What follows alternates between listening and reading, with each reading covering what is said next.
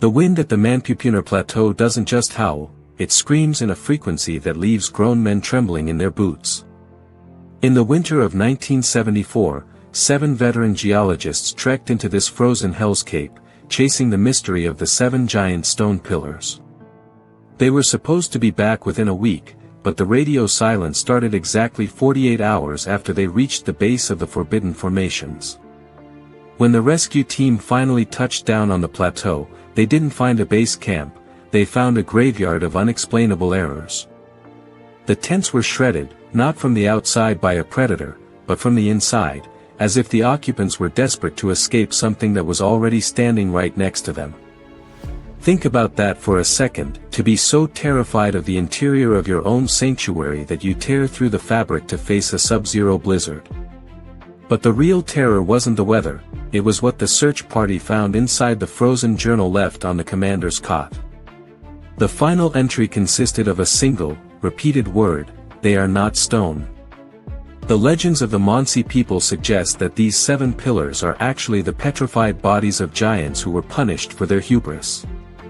But science had always laughed at such folklore, until they found the first body.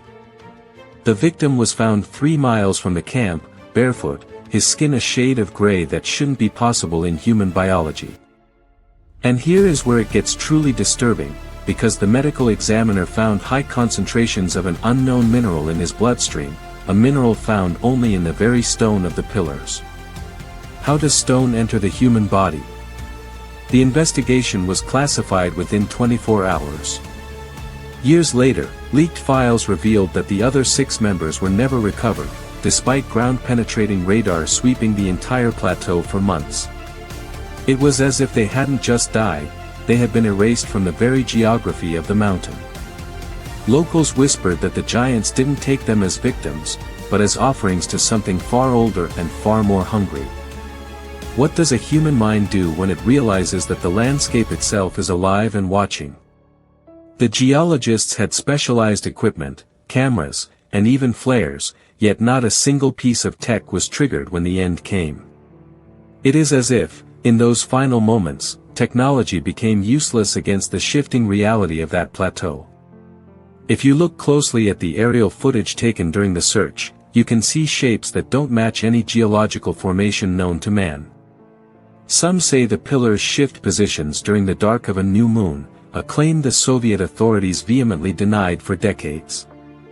But why would they deny it unless they saw the evidence with their own eyes? The reality is that we are fragile creatures, and there are places on this earth where the rules of life simply do not apply.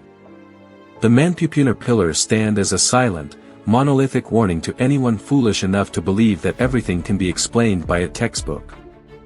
The scientists went there to measure the height and density of the stone, but they became part of the formation instead. If you ever find yourself wandering the northern Urals, keep your eyes on the ground, and for the love of all that is holy, do not look at the shadows cast by the pillars.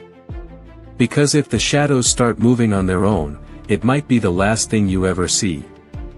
The mountain has its secrets, and some secrets are meant to remain buried beneath the permafrost forever.